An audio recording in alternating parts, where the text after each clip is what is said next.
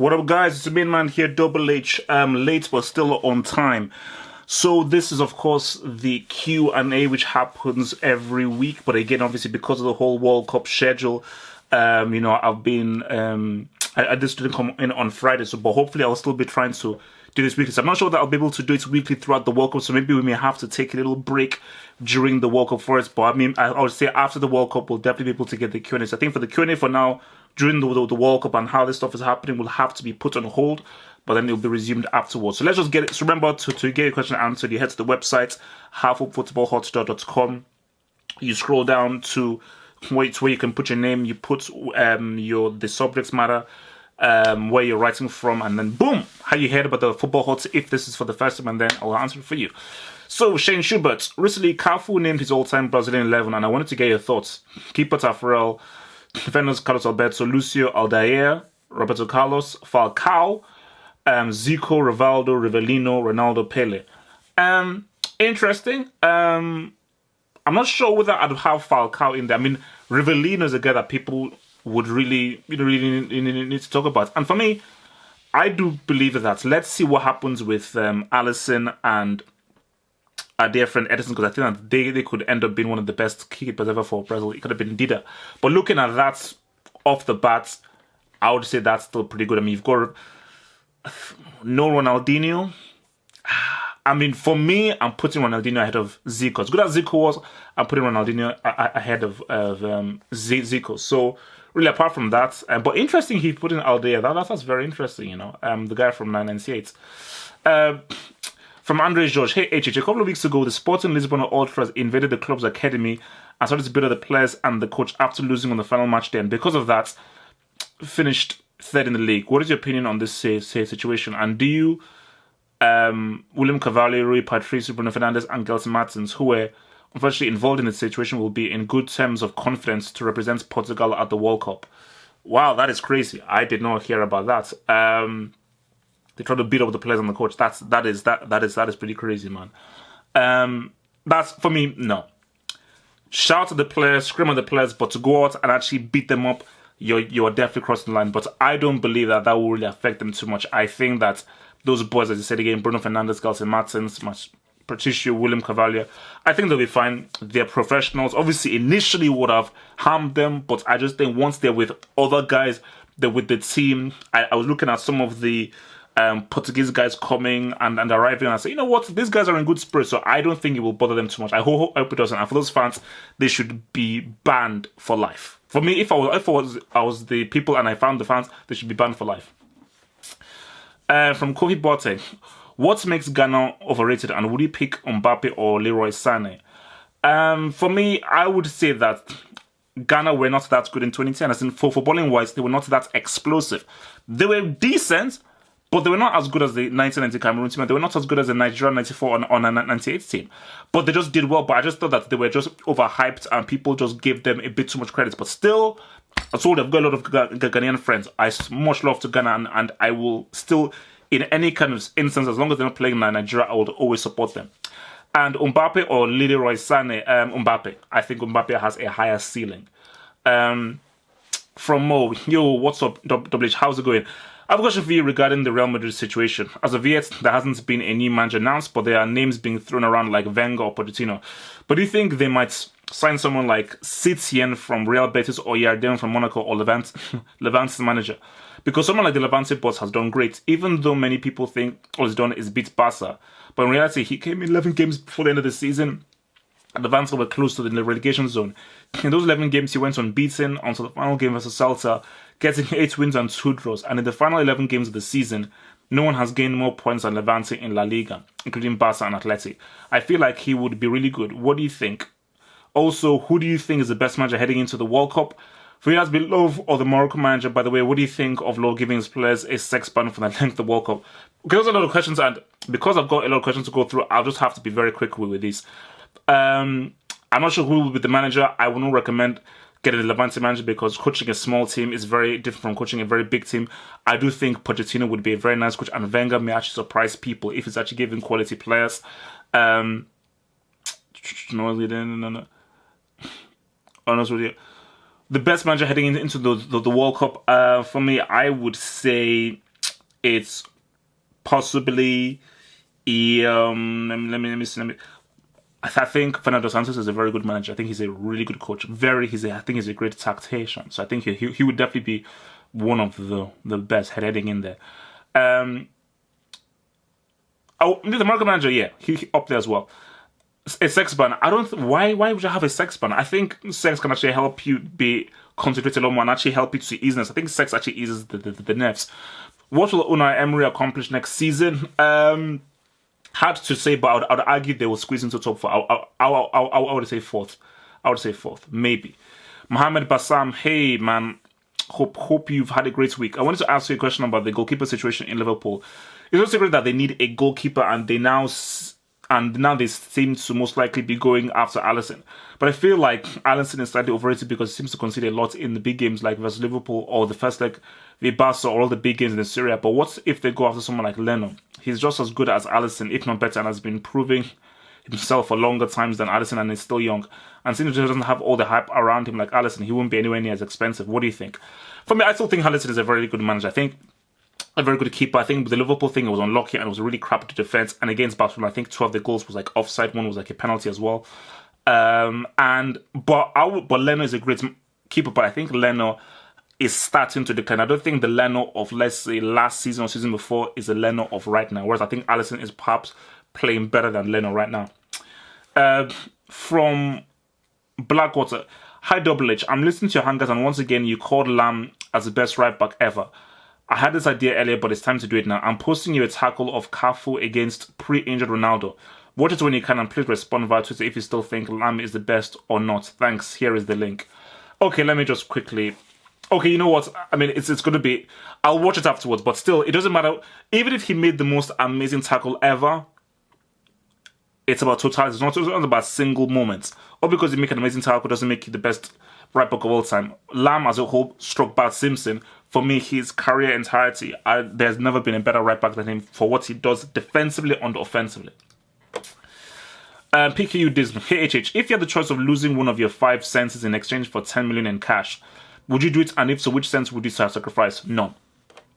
For 10 million, it's not worth it. I want all of my senses, so no, I wouldn't lose anyone. Farid El Defrawi, hey HH, hope you're okay. Do you think that European fans are not passionate like South Americans and African fans about football? And if so, why? No, I mean, I think European fans are very passionate. Just listen to that question just had about the Portuguese guys beating up their own players and breaking into the academy. So no, I think it's just that it's shown in different ways. The way Europeans show passion is very different from how Africans show passion. How Africans show passion is very different from how South Americans show passion. So it's a very different thing.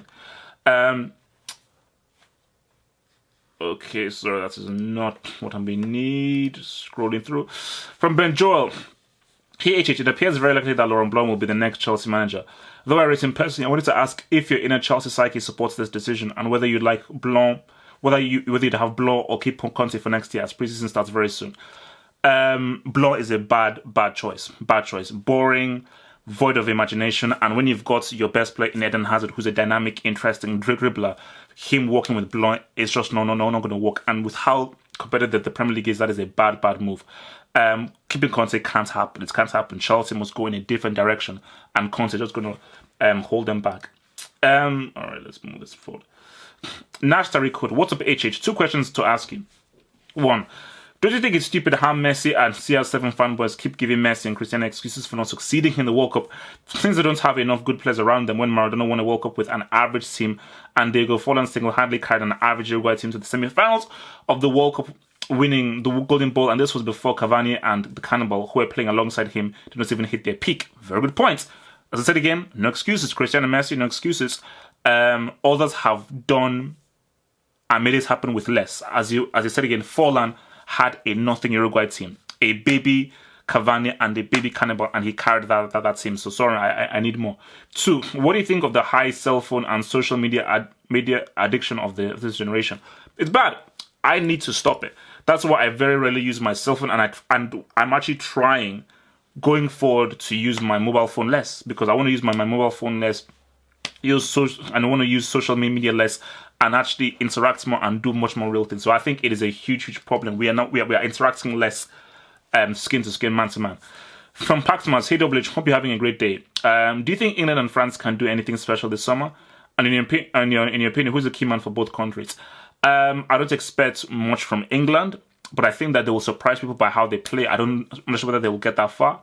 France, it's dicey. I don't think France have no chance of winning it, but I think France, I would say maximum semis, but even that is a stretch. England, I think Rashford. I think Rashford can do some special things for them. People say Sterling, but I think I've got my eye on Rashford. If he is given an opportunity, I think Rashford can do things. For France, Mbappe. I think Mbappe is that dude. I think this tournament he could really set things alight. And I think Dembele, as a side note. Kakairi. What do you think about Chief Keef versus 6ix9ine beef? I'm sorry, I have zero to say about that because I don't follow that kind of... I'm not into this whole young, weird kind of contemporary music. I follow some recent music like Kendrick Lamar, J. Cole, and so forth. But when you get into 6ix9ine, Takashi, Lashi, Babashi, sorry, no idea. James Zimbado, how highly do you rate Kanan as an artist? And do you think he should have been bigger deal after what he did in 2010? Yeah, man, look, he fell off, man. I thought he would have been a hugely massive deal, but seriously, after he did that, I mean, I've forgotten how it was. Basically, even my mom loved that song. So yeah, but that's the thing about it is like, you have to be able to build upon. That's what makes a great artist. People are one-hit wonders, but the truly great artists can make many, many hits. So it's really down to him. From Pimp Juice. Hey HH, you should check out this song about the Super Eagles when you get a chance. It's a remix of an older popular anthem by Austin Melado. Alright, I'll give it a check out after the World Cup, because if they mess up, I don't want to hear any crap. Thank you. From Yasin, is Thiago to Barcelona a good move? I think it would. As you say that, I think it would. I think Thiago has evolved so much since he left Barcelona. I'm not sure whether he fits into the band setup. I think Niko Kovac wants to change the whole band mind frame and how they play. And I do think that Thiago to Barcelona would be a very, very interesting move. So yeah, I think that would actually be a very good move. And I think he wants to replace Iniesta, but it would be pretty damn close because Thiago is a very, very, very good quality technical player. I had one from him. From Yared, which African teams, given their respective groups, do you think has the best chance of going far in this World Cup? I'd hate for all of them to be knocked out in the group stages. I'd hate for all of them to be knocked out in the group stages. Say no more. Mr. D, hi HH, what are your thoughts on the political situation currently in Spain? If you were to take a stance on it, which side would you be on and what would your solution to the problem be? Finally, does this situation make you see and feel differently about the Catalan clubs such as Barcelona and Girona and also Real and Atletico Madrid? Football clubs are football clubs, and I don't think I want to mix politics with football clubs. But from what I've read and what I've known, Catalonia is its own place. It's its own country. It has its own identity, its own language, its own culture. And I don't see any reason why they can't allow themselves to secede from them. But I think it's complicated because people have said when most Catalans want to remain with Spain. So let there just be a clear vote. Let people vote without any pressure and see what the Catalans want via a vote. And if they want to vote to stay, they stay. If they want to vote to leave, they leave without any complication. From Callum. HH, what are your thoughts on the Uruguay manager Oscar Tabarez? I don't know how much you know of him, but he has been in charge since 2006 and guided Uruguay to the semi-finals of 2010 World Cup and a Copa America title. Also, which manager do you think will hinder their team's performance more? Martinez or Deschamps? Roberto Martinez, definitely. And I think for Tabarez, it's amazing, that shows continuity, that shows consistency, and I think it's amazing that like a guy of his age, he's still able to manage this team, and I think this team definitely have a strong identity, which is why they're going to be a very hard team to beat because they know exactly what they're about, unlike the whole Martinez-Belgium thing. Manfred Gunza, do you think England should have taken Smalling and Phil Jagielka to the World Cup instead of Cahill, Jones and Stones? Smalling for sure, Jagielka no. Also, who do you think is the best team in terms of quality that England have a realistic chance of beating? Belgium, for sure. I'm not sure that England can beat France, Spain, Germany, Portugal. But Belgium, I think England can beat Belgium. And I think they will beat Belgium. I can give them that.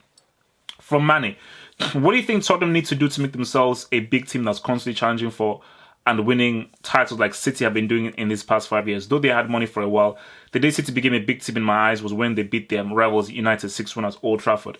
Do you think Tottenham needs to do something similar to Arsenal or Chelsea? No, they don't. Tottenham, but I think Tottenham really need a true superstar player. Like, they need someone like a Gareth Bale. All they're missing is a true outstanding talent. And then they can make it happen. What they just have is a very, very good team. But I think that outstanding talent wins you games. That's outstanding talent wins you games that you should really have no business of actually winning. So I think that is definitely what they're missing. I think that's and a winning mentality where they need to find a way of grinding out games, of winning 1-0, and just have a strong, consistent winning mentality and psychology. Max Okundov, hey my brother, hope is all good. My question for this week is, as of right now, and I know it's early, but who do you think will win the Champions League? Too early to say, but I think if PSG buy right and purchase right, I'm looking at either PSG or Bayern, but I'm looking more towards Bayern. I think Bayern are going to have a huge overhaul. I think Bayern may get some interesting buys and purchases. So I think Bayern, or maybe even Man City. And do Real have a chance to win it again? And if they do, what will happen to football? Nah, no way. I refuse to believe Real Madrid will win it for 4 times in a row. Because if they win it 4 times in a row, football as a whole must be put on trial. From JD, has there ever been a more protected player by the media than Messi? For example, we've heard non-stop about Cristiano's awful Champions League final, but the same critics didn't say a peep about Messi doing nothing in 2015. Also, that PSG comeback, he was virtually invisible. In the 2016 Copa America, he misses a penalty and fakes a retirement. That's the second biggest punk move in pro sports these past 5 years, behind Kevin Durant. I think it's time we've started criticizing Messi like we would do Cristiano. I mean, except for El Clasico, when La Liga has already decided. When was the last time Messi has shown up in a big match? 2011. I'm not saying he's overrated. He's obviously one of the greatest ever, but realistically, I just think he tends to get a pass more than a player of his caliber should. Maybe so, but I think it's a personality thing. I think Cristiano's personality, and it makes it hard for you not to hate him because of how much he loves himself and how narcissistic he is. And I think because Messi is narcissistic and doesn't have the whole look how much I love myself thingy, it makes Cristiano just an easier target. And it's as simple as that. From Forward Thinking, hey HH, love the content, especially with the banter boys. Still waiting for the diss track on Benzema and Conte. 2 simple questions for this week. 1, can we expect a Cooking with Double H series on the channel? Watch this space. 2, who's your 2 picks for World Cup top goal scorer? Mine are Neymar and Muller. Have a great weekend and come on the Super Eagles. I think, yeah, that's a good. I think Muller could do it again. I think Muller could do it again, or maybe even Mertens. I'll throw it out a wildcard, maybe Mertens. So, from Mr. Yak, I saw what you tried to do there. Greetings, HH. With the greatest sporting occasions just a week away, I have to ask you about one of the most talented squads at the tournament, Belgium. The biggest drawback I've seen as to why they cannot be considered genuine World Cup challengers is that they have a suspect manager and relatively little experience in going deep in tournament situations. The question is, firstly, do you like how Martinez has set the team up despite the exclusion of 9-9 Golan with 3 at the back, KDB and ACM in front of the 3 Hazard, Lukaku and Mertens? And secondly, which is a big if, but if Martinez does get these guys performing, can they be genuine World Cup dark horses? As I believe, if every player plays with the highest capabilities, then they have segments to none in Russia. Thank you and keep up the stellar work. No, Martinez is a bad coach. It's a bad fit. He'll make them be far too attacking. They won't defend well. And against a team who are coached well and are quality, they'll get beat. I don't see Belgium beating Portugal. I don't see them beating Spain. I don't see them beating Brazil. I don't see them beating Germany. And I think that they will struggle against France because I think those other teams are just as good as Belgium, but they're better coached and they have a better idea of what they're doing and they're better balanced. I just think that defensively, Belgium will come undone. And a team who knows how to attack with speed and they know how to move the ball around well and can keep Hazard and De Bruyne quiet, they'll beat Belgium. Guys, thank you for this Q&A. I will see you again maybe in a few weeks' time after the World Cup. So after the World Cup is when we'll get back to the Q&A. So do not send in any questions. Just send in questions once the World Cup is done. And then I'll be able to answer those in like a month or so. So guys, from Q&A, I hope to see you in a few weeks when the Q&A returns. Peace out, stay true, stay black. Thank you for watching this video. Think about pledging and become a Half Football Hot patron.